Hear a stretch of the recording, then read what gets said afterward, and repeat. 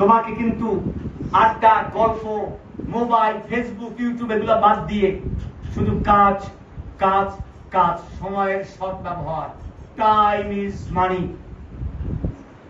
তোমার জীবন থেকে যে মুহূর্তটা চলে যায় সেই মুহূর্ত কিন্তু কোনোদিন আর ফিরে আসবে না। A moment is past forever.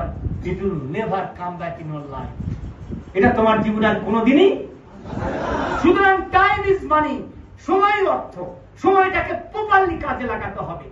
একটা মিনিট সময় যেন তোমার জীবন থেকে বিনা কাজে নষ্ট হয়ে না যায়।